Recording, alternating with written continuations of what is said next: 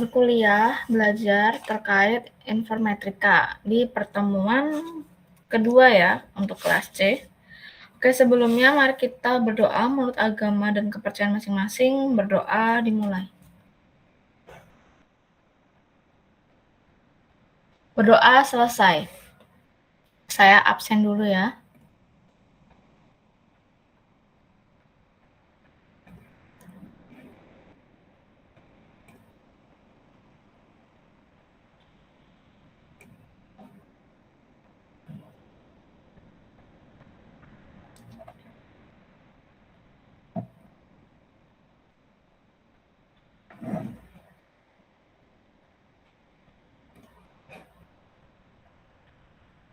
Alzam, Hadir, Mbak. Andika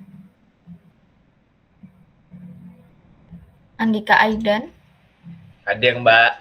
Anggita Sefyanti, Hadir, Mbak. Dava, Hadir, Mbak. Elman, oke, Hadir, Mbak. Fairuza, Hadir, Mbak. Fatia, Hadir, Mbak.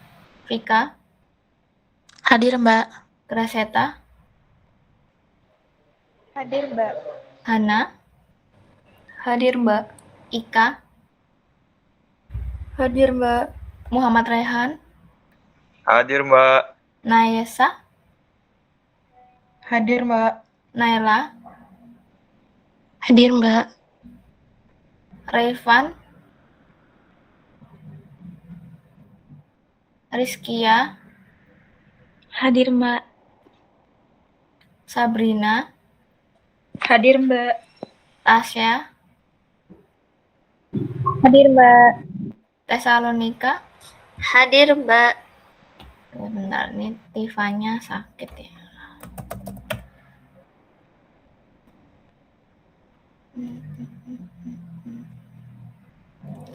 Bentar.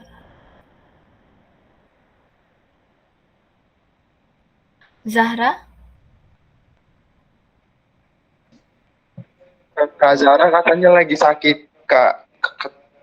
oke. Nanti minta Zahra untuk hubungin saya ya. Oke, Kak.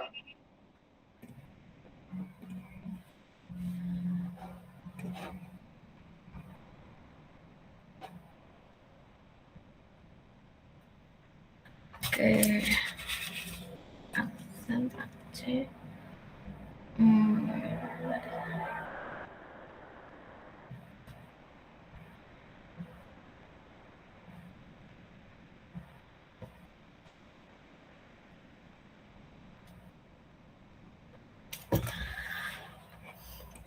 Kemarin itu kita kan sudah mempelajari terkait analisis sitasi, begitu kan. Nah,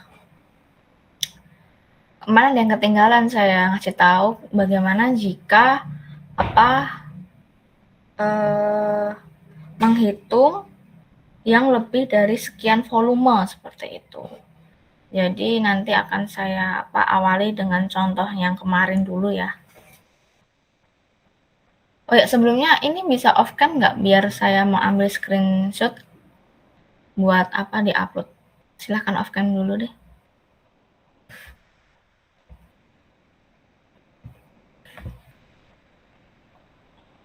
Ayo yang lain off cam.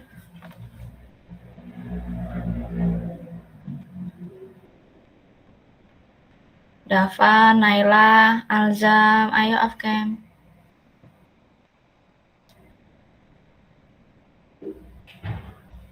Oke. Yang lainnya, Ayesa, Rizkia, Fatia, Vika, Anggita, Virus.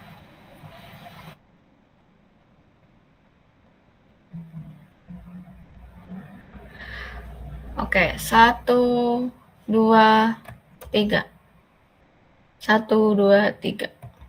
Oke, terima kasih, bisa di off cam, bisa dimatiin aja kameranya.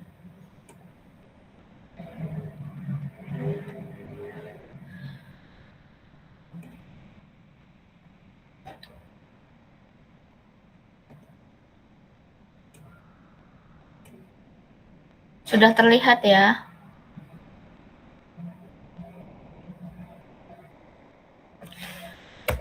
Jadi kemarin tuh kan tentang paruh hidup. Nah, kemarin tuh saya kan cuma nyebutin 2 aja kan, maksudnya kayak itu contoh dari 2 volume dibagi 2. Nah, bagaimana kalau volumenya berlebih? Apakah akan mudah jika menghitungnya menggunakan, bentar, ini ada yang masuk.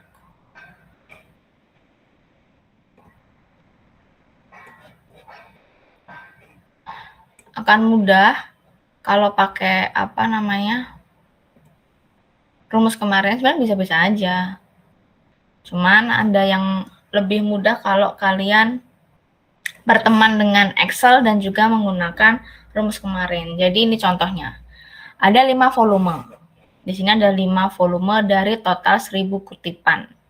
Berarti kan si jurnal ini memiliki banyak tahun gitu kan, ada 25, 24, 23, ada juga yang mungkin di tahun ini baru menerbitkan 1, ada mungkin yang sudah 2 atau yang lainnya.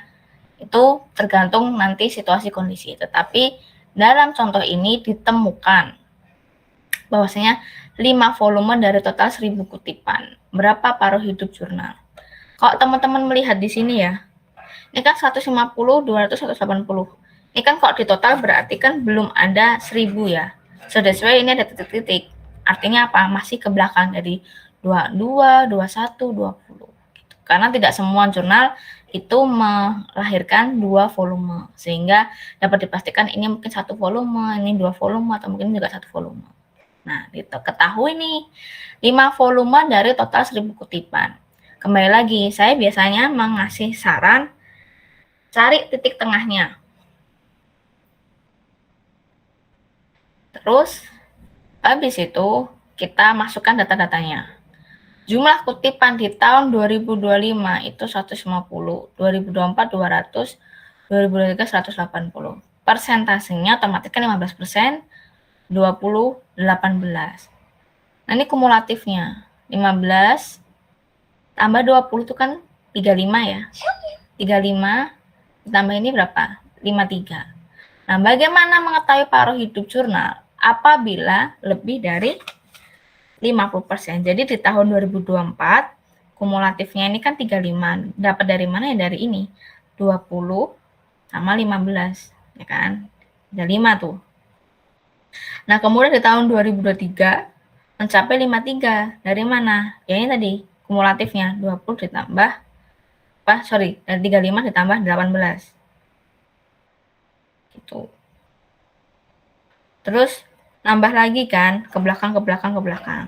Nah, biasanya kalau menghitung paruh hidup itu biasanya lebih dari 50%. Jadi ketika 50+1 seperti itu. Nah, itu dihitung paruh hidupnya. Jadi dapat disimpulkan karena ini rentangnya 3 tahun sudah mencapai 53, it means dari 2025, 24, dan 23 itu adalah paruh hidupnya. Sehingga dapat diketahui jurnal itu paruh hidupnya yakni 3 tahun. Paham ya? Seperti itu. Nah, ini kita akan mempelajari terkait apa itu bibliometrika. Nafas dulu ya, ini kayaknya berat karena udah mulai rumus-rumus. Nanti ada tugas, karena berhubung ini kelasnya kecil, kelasnya sedikit, 21 anak, nanti dibagi 3 kelompok aja, nanti tugasnya kalian membedah,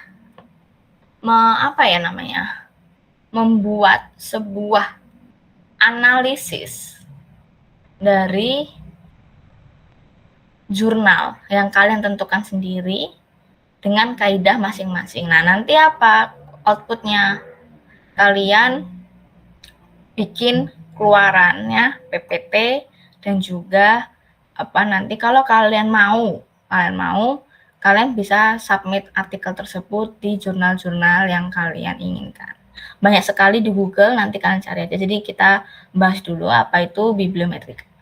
Jadi kalau kalian udah ngerti ya bibliometrika itu apa, yakni penerapan metode matematika dan statistik pada buku dan media komunikasi lain. Nah, konteksnya apa? Jika pada pertemuan sebelumnya kan kita telah bahas siapa yang menyitir siapa, gitu kan? Maka bibliometrika lebih luas, ia mengukur outputnya, pertumbuhan literatur dan pola distribusi informasi dalam suatu bidang. Fondasi teoritisnya adalah bukan sekedar statistik deskriptif, tetapi studi bagaimana pola komunikasi ini terekam dalam bentuk literatur. Nah, menurut Bellis, bibliometrika ini beroperasi pada asumsi bahwasannya aktivitas intelektual meninggalkan jejak fisik berupa publikasi yang dapat diukur secara matematis. Nah, ini tujuan utamanya, mengukur pertumbuhan literatur, mengidentifikasi struktur dan kedekatan antar disiplin ilmu, serta mengevaluasi kinerja riset individu maupun institusi. Nah, kenapa bisa mengukur pertumbuhan literatur? Karena kan kemarin disinggung ya, ada Zip, ada Bradford, ada Lotka. Kalau Zip itu distribusinya dari apa?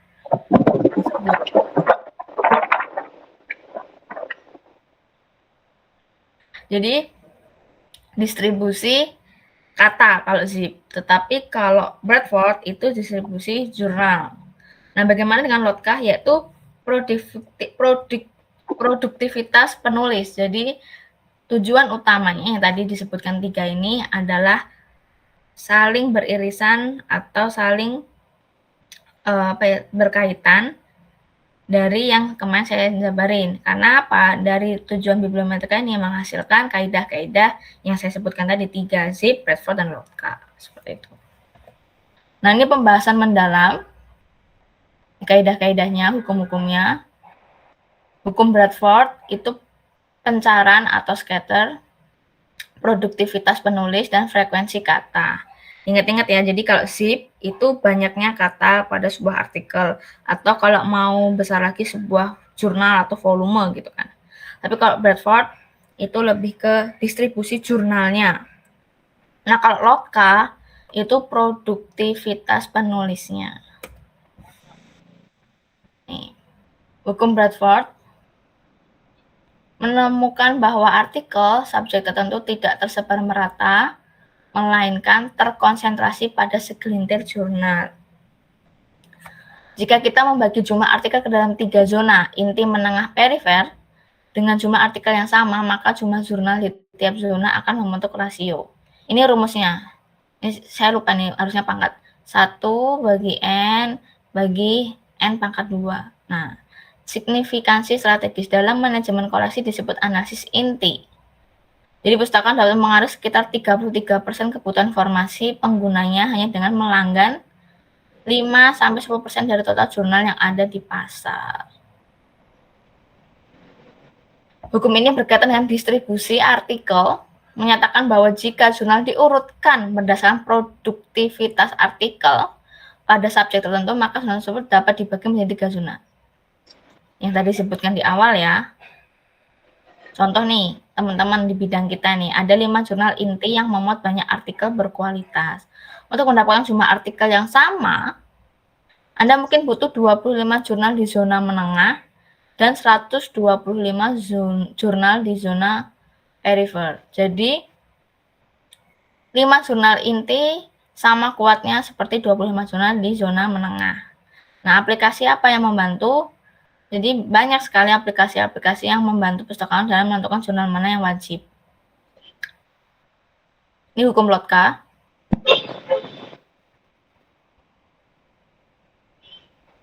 Bentar, ini siapa ini yang?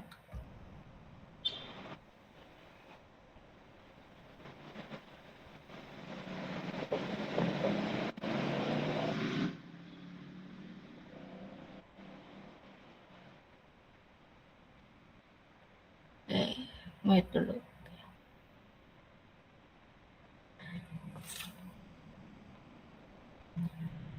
Nah, jadi kalau hukum Lotka itu tadi adalah meneliti distribusi produktivitas penulisnya atau ilmuwan. Persamaan umumnya, di mana Y adalah jumlah penulis dengan X publikasi dan N biasanya mendekati angka 2. Nanti di belakang ada rumusnya ya. Jadi implikasinya dikenal sebagai prinsip yang kaya semakin kaya. Dalam sains informasi, menjelaskan mengapa sedikit penulis menghasilkan sebagian besar literatur, sementara mayoritas penulis hanya memperlukan satu karya sepanjang karirnya. Ya, karena kemarin saya udah bilang kan, semakin banyak dia publish, semakin besar skor yang dia miliki. Lotka menemukan bahwa menghasilkan artikel adalah sekitar dari jumlah penulis yang menghasilkan menemukan bahwa jumlah penulis yang menghasilkan artikel adalah sekitar dari jumlah penulis yang menghasilkan satu artikel. Jadi artinya adalah persentase yang melahirkan banyak artikel itu jauh cenderung lebih sedikit daripada yang menghasilkan satu artikel. Jika ada 100 penulis yang masing-masing menulis satu artikel, maka penulis yang mampu menulis 2 artikel hanya 25. Contohnya nih, dalam sebuah institusi biasanya hanya segelintir dosen yang sangat produktif, sementara mayoritas hanya menerbitkan 1 atau 2 karya. Sehingga adanya hukum Lotka ini, dia akan menghitung berapa besar produktivitas di tiap ilmuwan atau tiap penulis. Sementara zip itu frekuensi kata yang muncul pada satu artikel, pada satu volume, pada satu jurnal. Nah, penerapannya adalah sistem information retrieval, temu kembali. Hukum zip membantu dalam automatic indexing. Nah, sekarang tuh sebenarnya kalau teman-teman pahami, ada loh aplikasi-aplikasi yang bisa menghitung word count gitu. Jadi langsung auto berapa banyak kata yang keluar sama persis di artikel tersebut, berapa jenis macam artikel gitu-gitu. Berapa jenis atau ragam kata yang muncul di artikel tersebut. Gitu. Jadi, misalkan kata informasi itu muncul 30 kali disebut. Gitu. Tujuannya untuk apa? Contoh, misalkan nih ya, ada judul, ada topik information retrieval. Nah, dalam topik tersebut ada artikelnya temu kembali arsip keuangan. Otomatis kan dalam bahasa Inggrisnya information retrieval, tetapi di Indonesianya temu kembali informasi gitu kan.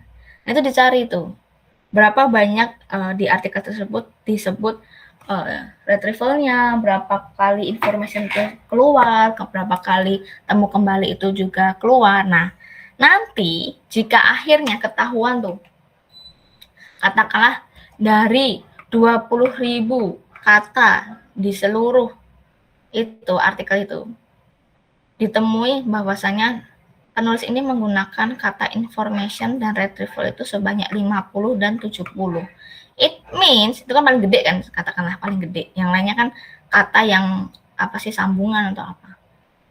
Berarti artikel tersebut memang membahas isinya itu memang membahas sesuai dengan tajuk dan juga judul yang ada. Nah, akhirnya dapat dilihat bahwasanya artikel itu memang benar-benar valid.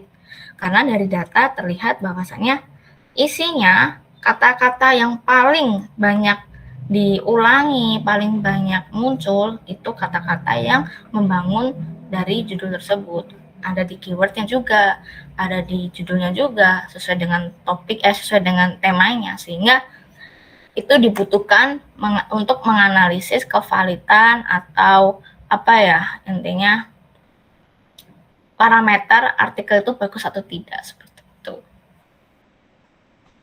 Kata yang memiliki frekuensi terlalu tinggi seperti ini atau terlalu rendah seringkali dibuang karena memiliki daya pembeda atau untuk pencarian dokumen. Nah, ini ada aplikasinya, nanti kalian cari sendiri word count itu aplikasinya apa aja. Ini lanjutannya dari zip tadi. Kata yang paling sering muncul, peringkat 1 akan muncul 2 kali lebih sering daripada kata peringkat 2 dan 3 kali lebih sering dari kata peringkat 3. Jadi berurutan ya, yang peringkat 1 pasti paling sering. Digunakan dalam sistem temu kembali information untuk menentukan data kata kunci keyword yang paling merepresentasikan isi dokumen. Ini metode analisis dan evaluasi literatur. Menggunakan model eksponensial, analisis penuaan, dan analisis kerjasama. Maksudnya gimana? Kalau analisis pertumbuhan, itu menggunakan model eksponen yang melihat seberapa cepat pengetahuan itu dihasilkan dalam satu bidang. Kemarin saya bilang kan bahwasanya digital itu lebih cepat loh berkembangnya, karena kan akhirnya semua orang nulis dimasukkan ke digital daripada orang menerbitkan itu masih banyak waktu dan tenaga, sehingga analisis pertumbuhan ini dibutuhkan untuk melihat seberapa cepat topik atau kajian ini berkembang. Nah, sementara analisis penuaan mengukur relevansi informasi dari waktu ke waktu. Jadi jurnal di bidang kedokteran misalkan ya memiliki paruh hidup yang pendek, sedangkan bidang sejarah memiliki paruh hidup yang panjang. Itu tadi kenapa bisa terjadi seperti itu? Karena yang pertama pertumbuhan, citasi dan lain sebagainya, sehingga semakin semakin cepat itu maka akan semakin usang karena kan pertumbuhan semakin cepat gitu ya. Sementara kalau yang lambat pertumbuhannya half-life-nya memang panjang karena sedikit kegiatan seperti itu. Nah, analisis kerjasama mengukur tingkat kolaborasi antara peneliti, institusi, atau negara yang melihat jaringan kekuatan riset global. Jadi, biasanya sebuah artikel itu tidak hanya dilihat dari isinya, tetapi dilihat dari siapa yang menulisnya. Kemudian instansi apa yang menaungi, kemudian apakah artikel tersebut sudah dikonferensikan atau di bawah naungan dari sebuah organisasi atau sebuah output dari adanya kerjasama. Jadi analisis kerjasama ini diperlukan untuk melihat bagaimana relevansi, efektif, kemudian implementasi dari adanya artikel tersebut. Seperti itu. Sejauh ini ada pertanyaan? Nggak ada? Oke. Cukup, Kak. Oke. Ini kan udah selesai nih. Tugasnya tuh apa? Jadi seperti ini. Bentar. Tugasnya adalah kalian membuat kelompok. Di sini kan total tuh 21 orang kan, Informatika C itu. Nah, berarti kan dibagi 3 tuh. Bagi 3, berarti 77. 7 kelompok 1, misalkan tuh membahas kaidah Lotka. Kemudian berikutnya Bradford. Kemudian 7 terakhir, yakni Zip gitu. Nah, kalian mencari sebuah artikel, kalian kaji. Pakai kacamata Lotka, yang satu kacamata Zip, kacamata Bradford. Minggu depan, kalian ceritakan, presentasikan hitungan kalian. Bagaimana, Bu? Kok saya belum tahu gambarannya? Banyak referensi yang kalian bisa cari, karena artikel bibliometrika itu sebenarnya kajian lama. Banyak sekali contoh-contoh yang sudah kalian yang bisa kalian ikutin. Apakah aplikasinya disebutkan? Biasanya disebutkan pakai aplikasi apa aja. Nah, ini saya akan menunjukkan sebuah artikel, kita bahas bareng-bareng ya, karena kalau mau dibahas semua 3 kaidah ini nggak cukup waktunya. So, saya satu aja nih yang kaidah Lotka.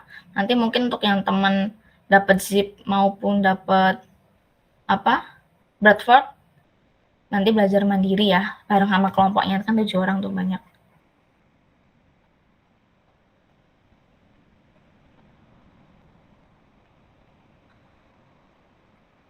Apakah sudah terlihat? Sudah, Ibu. Oke, ini adalah artikel yang ditulis kakak tingkat saya ketika dia berkuliah. Nah, kalian pasti kenal nih sama kakak tingkat saya nih. Kalian kenal nggak? Ini Mas Haikal ketika dia masih berkuliah.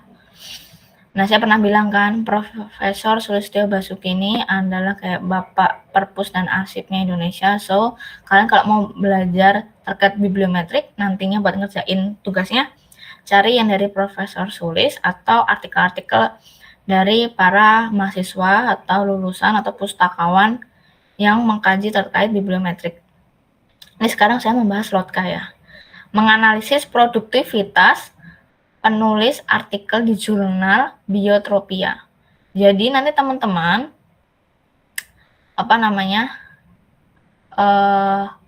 melihat satu jurnal. Nah, contoh nih, saya mengambil yang Lotka ya. Untuk teman kelompok Lotka nih, nanti analisis produktivitas dari si jurnal tersebut. Langsung aja nih. Ini kan bla bla bla, ini ada rumus-rumusnya nih. Oke. Produktivitas penulis. Nah, dilihat nih dari input dan outputnya. Kaidah Lotka, bla bla bla gitu kan. Rumusnya nih, uji KS, uji Kolmogorov sama Smirnov. Yang biasanya penting nih di Lotka ya. Ini metodenya. Ini adalah rumus mutlak dari Lotka. Untuk apa? Untuk menerapkan pola produktivitas penulis dengan rumus Lotka. Ini rumusnya. Menghitung distribusi teoritis Lotka menggunakan ini. Jadi C per X pangkat N. Ini langsung aja biar kalian paham.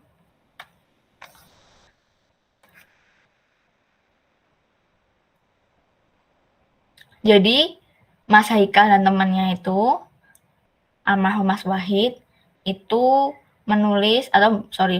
meneliti artikel di volume 26, 25, dan 24 di rentang waktu ini ya, 2017 hingga 2019.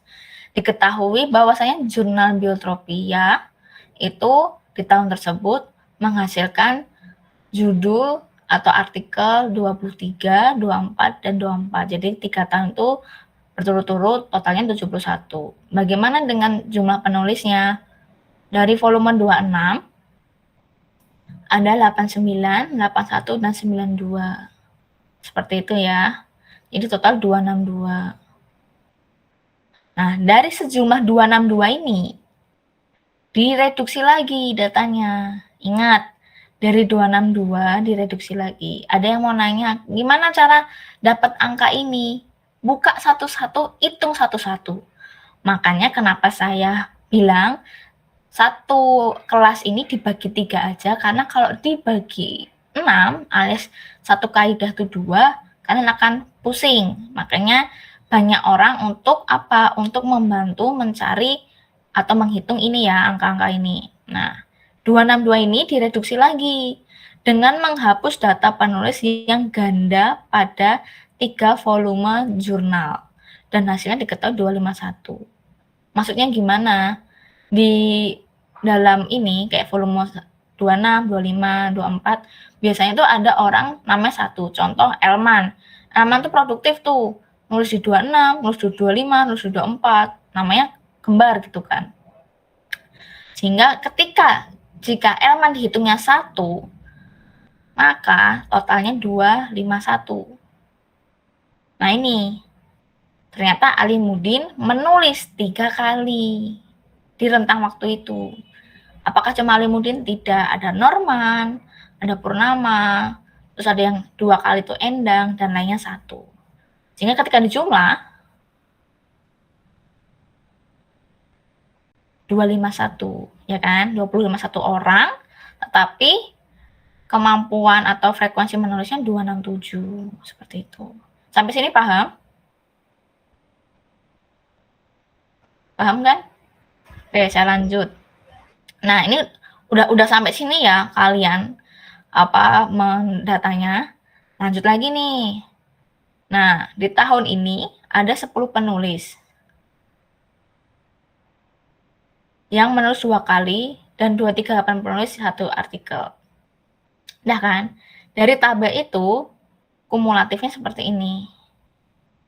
Diperingkas gitu kan, jumlahnya segini orangnya. 10 penulis 2 kali.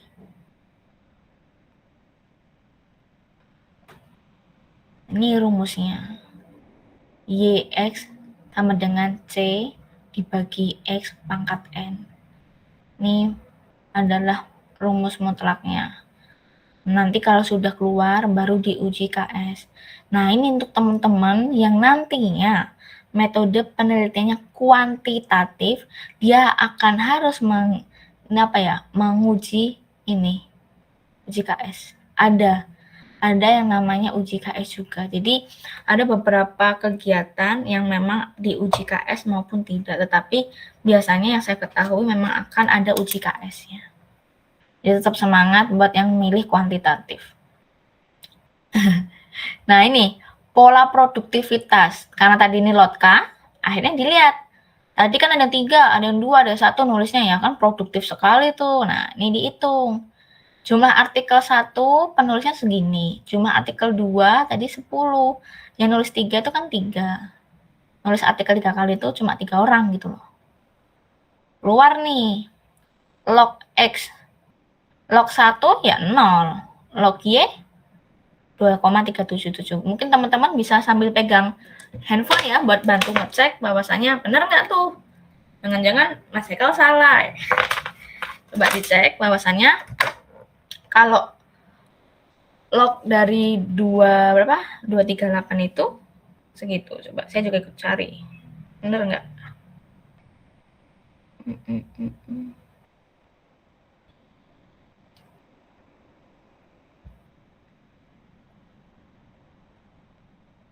Oh ya, betul. Nah, habis itu nih X sama Y-nya dikali, ini X kuadratnya. Paham ya? Terus ini juga, terus ini X kali Y-nya, ini X kuadratnya. X kuadrat itu yang mana? Itu yang sudah di log X ya.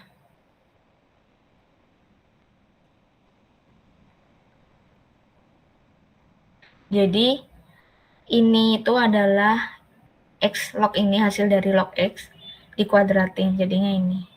Jadi yang permainannya X kali Y X kuadrat itu adalah hasil yang log X sama log Y.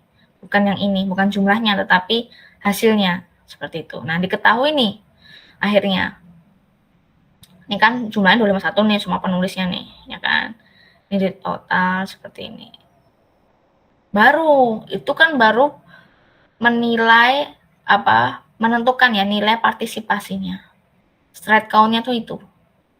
Masuk kepada parameter lotkannya yang tadi di atas saya sebutkan tadi atau saya kasih tahu tadi, yang panjang banget sumulatif ini dikurangin ini dikaliin. Nah, ini keluar nih nilainya. 0,778 ini dari X kuadratnya. Mana sih, bentar, sorry. Nah, ini XY 529 kan 3 nih. Dikali 3 dikali 0,529. Terus sum atau total jumlahnya 0,778. Kan jumlah dari log X itu ada 0,778 dikali dari jumlah Y 3,854. Kemudian ini sum dari X pangkat 2. Seperti itu ya. Dibagi ini harusnya Mas Haikal pakai bawah gitu. Jadi dibagi N sum dari X pangkat 2 dikurangi sum X pangkat 2. Ketemunya ini. Diketahui berarti N-nya 4034. Baru N. Sekarang nyari C. C-nya nih rumusnya ini. Ini mutlak nih. 1 dibagi 0,73. Ketemunya ini. Ini kan XN-nya kalian udah tahu kan di atas itu tadi. Nah. Sekarang masuk ke parameter C. Kalian masih ngawang nggak apa-apa, nanti kalian baca-baca lagi aja. Nah, ini sampai sini. Ini XN-nya. Atau kalau biasanya kalau kalian bingung nyari ini, bikin tabel dulu. Nih. Jadi satu artikel ini kan satu pangkat N gitu kan. Ini 1 dibagi X per N. Nah, kemudian ini X dipangkat N. Kumulatif kan nih. 1073. Nah, 1073 ini tadi masukin sini. Jadi 0,931. Iya, betul. Akhirnya kan udah ketemu N-nya berapa, C-nya berapa. Baru nih persamaan pola produktivitasnya, yakni tadi yang di atas sendiri yang masih materi, ada rumus ini kan. X-nya per N tadi kan. Nah, ini dimasukin. 4,34. Karena N-nya 4,34, sehingga di sini YX titik atau dikali X pangkat 4,34. Nah, kan ketemu. Sehingga karena nilainya sama aja sih, bahwa banyaknya penulis dengan kontribusi 1 artikel sebesar ini. Dari total penulis yang memberikan kontribusi artikel pada ini. Ini adalah tabel yang harus kalian bikin juga at the ending. Ini untuk yang lotka gitu ya, bahwasanya jumlah artikel 1 penulis itu kan ada 238. Ini pengamatannya seperti ini. Y dibagi sum Y dikali 100%. Ini dikali 100% juga, ini dikali 100% juga. Ini X kali N, ini C-nya. Ini pengujian lotkanya. Bahwasanya kalau nilai kritisnya, biasanya nilai kritisnya memang 5%.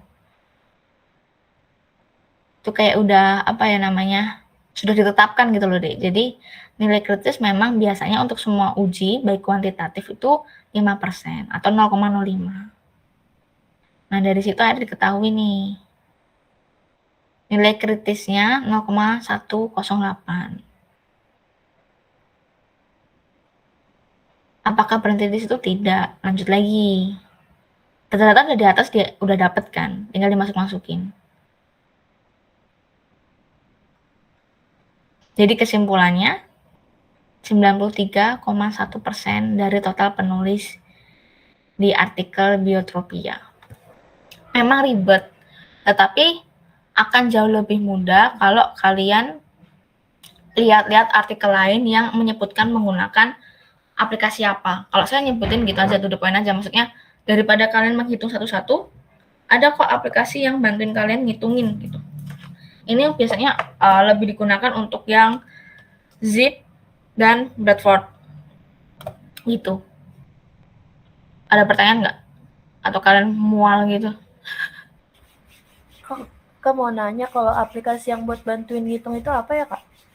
Word count. Jadi bentar aku cari ini ya. Kemarin saya nemu. Itu kan nanti ini biasanya dipakai buat yang zip. Jadi yang zip itu bentar. Karena kan kalau yang di mana? Di Microsoft Word itu kan terbatas.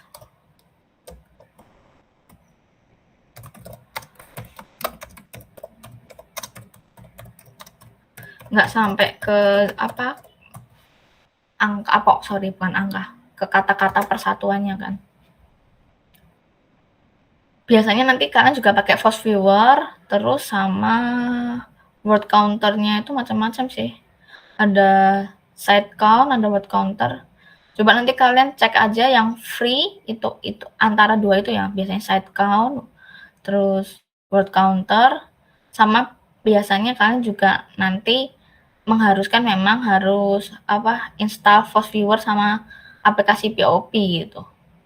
Biar lebih mudah dalam dalam ngitung si kaidah-kaidah yang lain gitu. Ada pertanyaan lain? Cukup, Mbak. Terima kasih.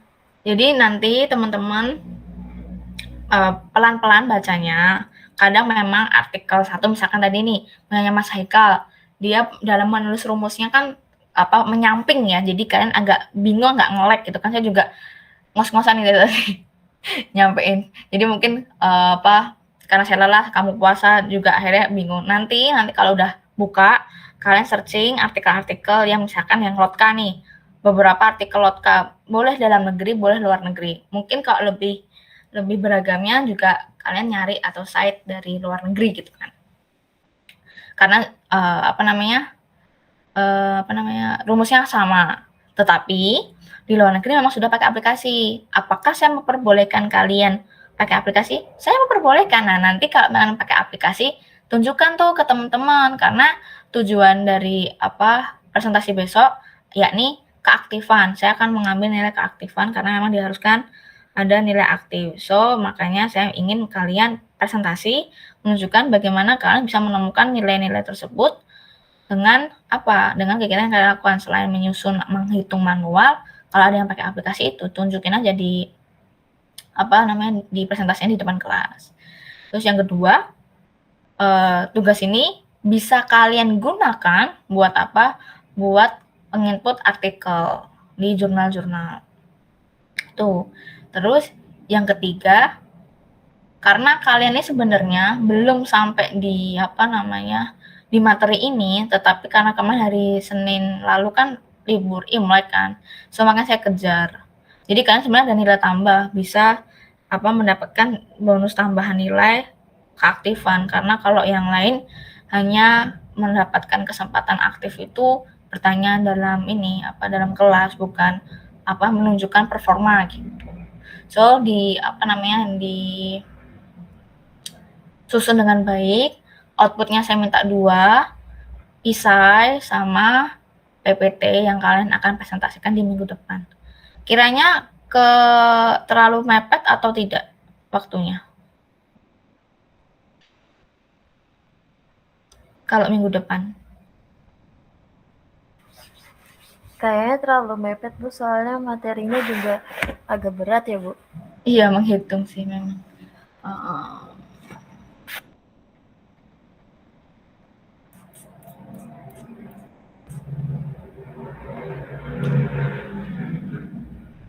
Ini tanggal 3, minggu depan tanggal 10.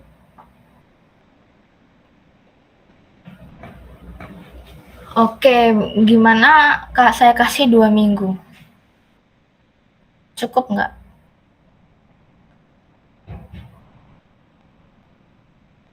Tanggal ini ya, tanggal berapa?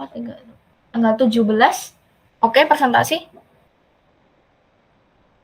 Ibu maaf, kayaknya tanggal 17 itu kita udah libur deh, Bu, dari tanggal 16. Oh gitu ya, udah liburan. Oke, berarti weekend aja ya.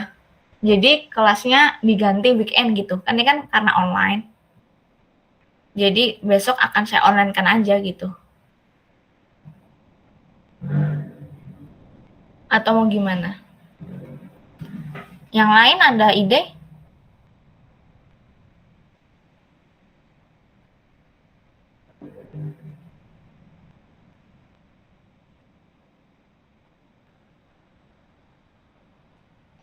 Kalau nggak ada ide, minggu depan nih.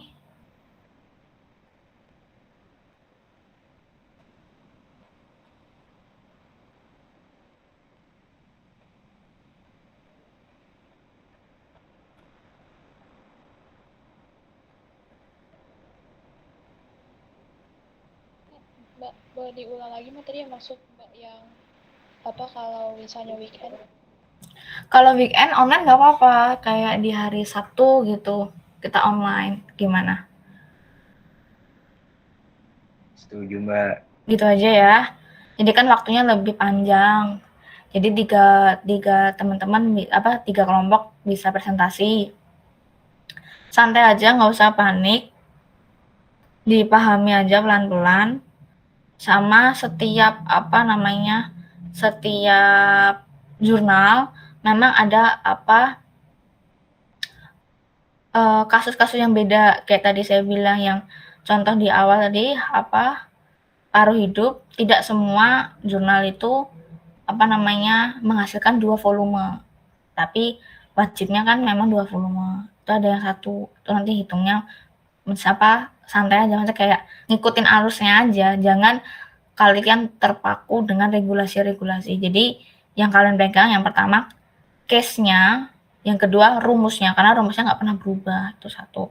Yang kedua, kalau kalian bingung sama artikel-artikel di Indo, boleh cari output dari artikel asing, karena memang mereka sama gitu kan.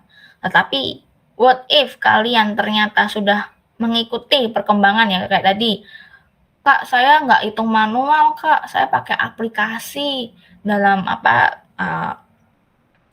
nyari zip ini gitu kan, boleh tunjukin, kasih tahu teman-teman bagaimana ini. Terus kalian jangan lupa jabarin rujukan kalian dari mana gitu. Jadi outputnya nanti ada 2 yang dikumpulin ke saya, isai, sama PPT yang kalian presentasiin. Jadi kalian kasarnya kita belajar bareng buat apa? Mengkaji. Jadi saya juga ingin tahu kalian tuh belajar nggak di rumah mandiri, sebagaimana kurikulum sekarang dosen hanya sebuah pemantik dan juga bukan center dari sebuah adanya kurikulum seperti itu. Sampai sini paham? Jelas? Oke, saya ulangin. Di hari Sabtu, di hari Sabtu tanggal 14 akan kita presentasi. Apakah yang hari Seninnya tetap kelas, tetapi yang hari Sabtu hanya untuk membahas ini presentasi, karena saya ingin mengambil nilai. Itu nanti kalian presentasi setiap kelompok 1. Kelompoknya bebas karena kalian menentukan. Isinya 7 orang. Nanti habis itu isainya dikumpulkannya di hari Jumat ya, 1 hari sebelumnya, biar saya baca dulu dan ikut menghitung. Takutnya kalian ada miss di situ, terus kalian udah ngasih tahu ke teman-teman. Nanti kita satu kelas bingung semua. Itu. Nanti linknya saya buatkan di Leeds untuk yang hari Sabtu. Jadi Sabtu itu adalah kelas pengambilan nilai. Karena nggak mungkin saya nyuruh kalian ke lapangan dengan kondisi puasa. Saya aja ngos-ngosan ini. Jabarin load card kalian. Padahal baru ngajar baru 3 kelas ini. Ini kalian kelas ketiga. Ada pertanyaan lagi? Nggak ada? Aman ya? Oke, Muhammad Rehan silahkan. Mbak, berarti itu yang weekend itu dia pengganti pertemuan 3 ya, Mbak? Enggak pengganti. Jadi pertemuan 3 tetap ada di hari Senin. Nah, yang Sabtu ini khusus buat ngambil nilai. Itu. Oh, oke. Kasih, Karena Mbak. iya, karena biar ngikutin ritmenya sama kelas lain. Jadi kelas kalian tuh hitungannya tertinggal. Nah, saya tuh ngitung kalau kalian tetap by jadwal, kalian nanti akan kayak terpelanting gitu loh di UTS-nya. Saya ngitungnya gitu. Nah, akhirnya saya pepetkan aja gitu. Aman ya, biar kalian nggak begitu bingung gitu. Dan kan juga dapat positifnya itu tadi kan saya sudah sebutkan bahwasanya kelas lain nggak ada buat ambil nilai keaktifan yang kalian perform gitu loh. Mereka performnya ya just di kelas aja dengan pertanyaan itu. Ada yang mau bertanya lagi?